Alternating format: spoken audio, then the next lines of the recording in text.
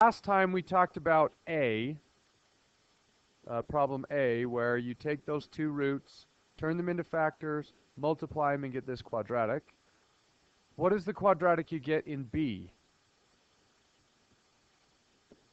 So if we take x plus 4 and x minus 3, we get x squared plus x minus 12. And in C, the factors are x minus 4 and x plus 3. And that quadratic is x squared minus x minus 12. And the last factors are x plus 4 and x plus 3. And the quadratic is x squared plus 7x plus 12. Now, each one of these problems uses the factors 3 and 4, and we just mix up the signs. And hopefully you'll be able to see the patterns, what happens each time you have a certain sign, and we'll use those patterns to take quadratics and factor them and find the roots. So, letter E. What does the last sign tell us about the factors? So if we look at all of these problems, I have a plus 12 here and a plus 12 here. Why did those constants end up with positive numbers? So if the last sign is positive, what do you know about the factors? They're both positive or they're both negative. So if the last sign is positive, then the factors have the same sign.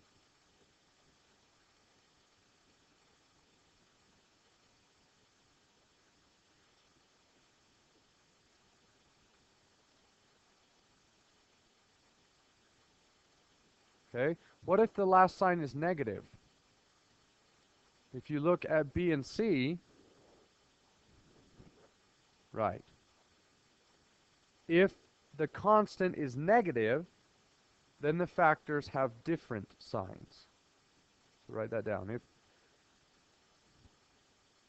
If the constant is negative, then the factors have different signs.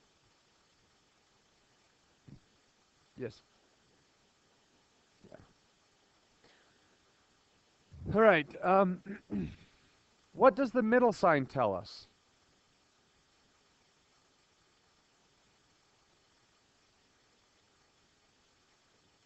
Why is the middle sign positive in some cases and negative in other cases? Well, we kind of have to break that into two categories. In A and D, what does the middle sign tell us?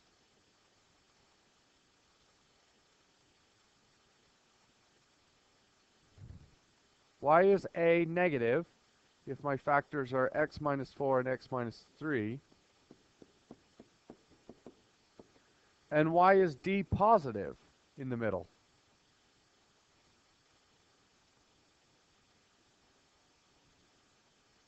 So if the constant is positive, then I know the factors have the same sign. And if the middle sign is negative, that tells us they're both negative. Right? This is just like the factor challenge. What two numbers multiply to be 12 and add to be negative 7? Negative 3 and negative 4. Okay? So why is this sign positive and this sign negative?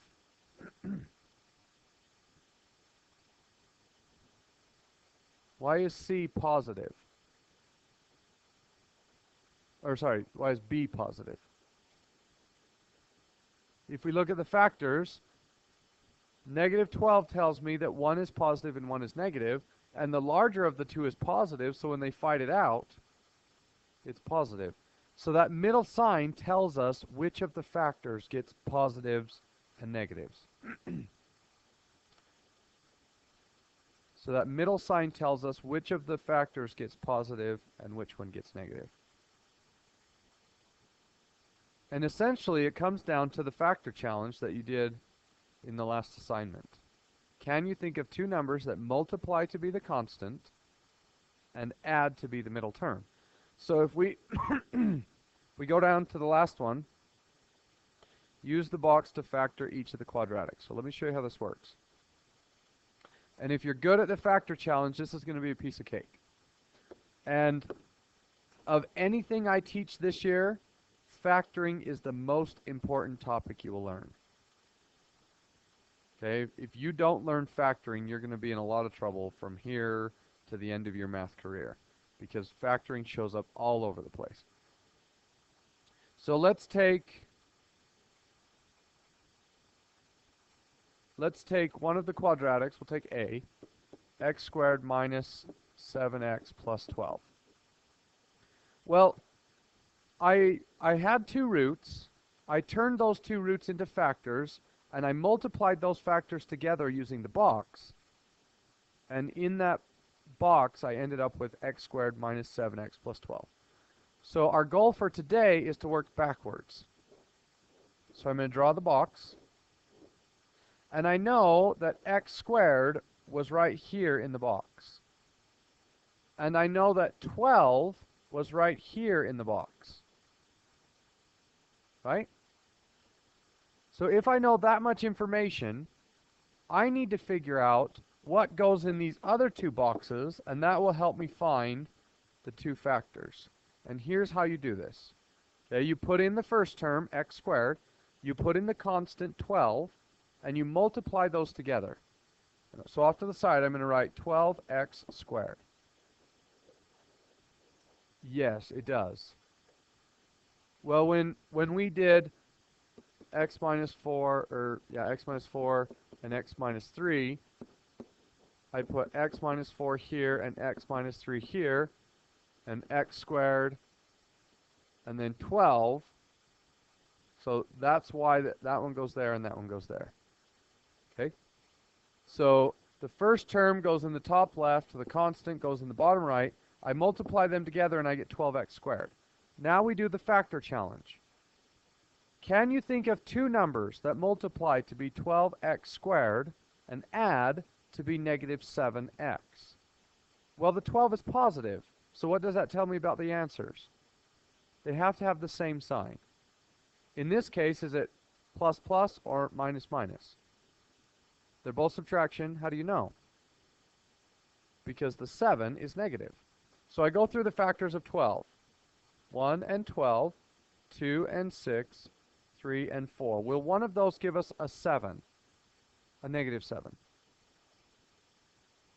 3 and 4, but we're not looking for 12.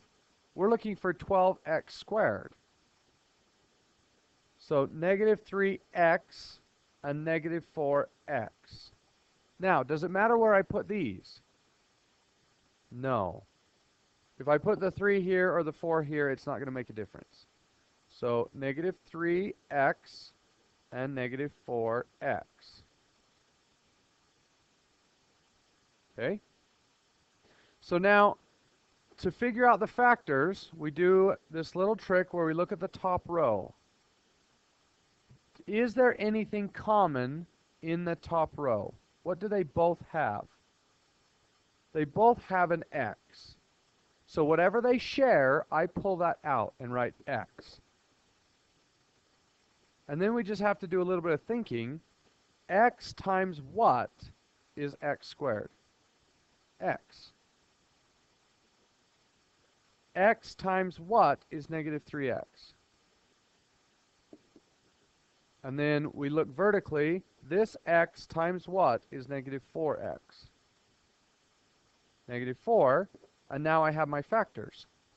X minus 3 is one factor, and x minus 4 is the other. That makes sense? So yesterday, we took roots, turned them into factors, multiplied them together, and we got quadratics. Today, we're going to take quadratics and work backwards and turn them into factors, and turn those factors into roots. Okay, so turn the page.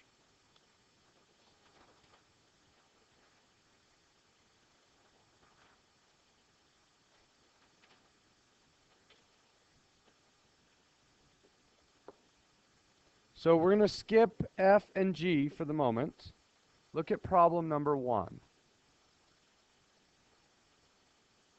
So I use the box. I put in x squared and I put in negative 5. Do you remember what the next step is? Multiply those two together, and I get negative 5x squared. Now I do the factor challenge. Are there factors of negative 5x squared that add to be 4x?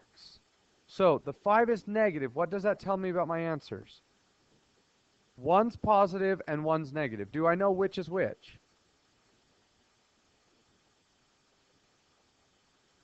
The middle term is positive 4, so the bigger number has to be positive. Now, what are the factors of 5? 1 and 5. That's my only option. Is there a way to make a 4x using a 1 and a 5, and one of them has to be negative? So it's going to be negative 1x and positive 5x. Does everybody get that? So I put negative 1x on one side and 5x on the other side. And again, it doesn't matter where you put those. Now we look at the top row. What does the top row have in common? X. So I pull out an x, and then I just ask, x times what is x squared? X. X times what is negative 1x? Negative 1. X times what is 5x? 5. And we can actually check to see if we did it right. Is 5 times negative 1 negative 5? Yeah, so I either messed up in the right way or I did it correctly. So I would always check to make sure that those last two multiply to be that last box. Okay, so my factors are x minus 1 and x plus 5. Well, if those are the factors, what are the roots?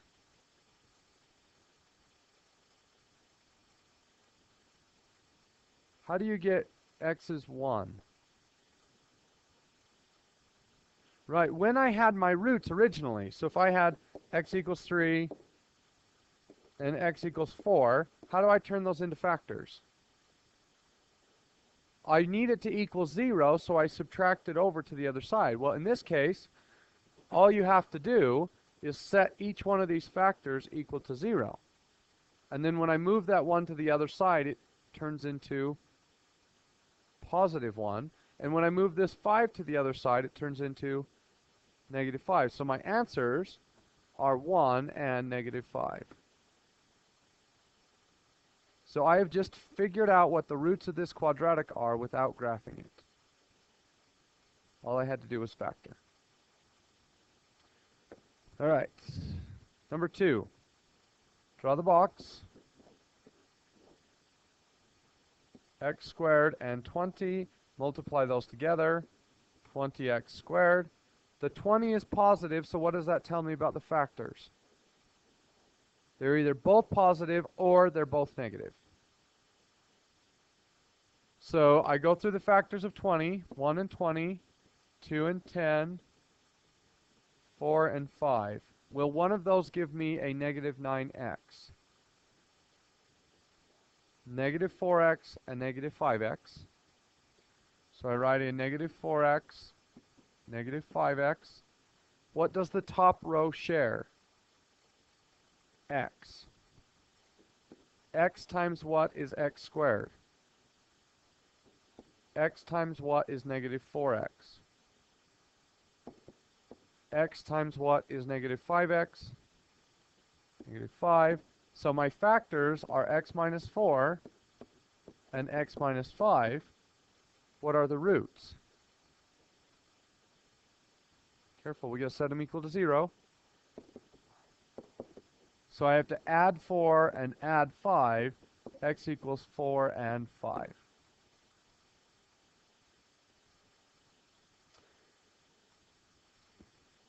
Okay, what happens if we set up the box? Let's say we got this far. We factor the 20, and instead of a 9, let's say it's an 8. Is there any way to use a 20, a positive 20, and get a positive 8? What about 10 minus 2? Right, 10 minus 2 does give me 8, but does 10 times negative 2 equal positive 20? No. So if you ever run into one where none of these work, then it doesn't factor. What do we call numbers that don't factor? Like 5 and 7 and 11 and 13. They're prime. So quadratics that don't factor are called prime. So if you run into one and you test all of the factors and none of them work, then the quadratic is prime. Does that mean that the graph does not touch the x-axis? No. It means that the places where it does touch, well, it might mean it misses it. There is always a chance that the quadratic doesn't hit. But if it's prime, it either doesn't hit or it hits at really nasty irrational numbers, square root numbers, pi, crazy numbers that are not very, they're not easy to work with. Okay, so I want you guys to do problems 3 through 8. And then tomorrow we will do F and G, and then we can finish out that page. So you're just working on 3 through 8. Okay? Good luck.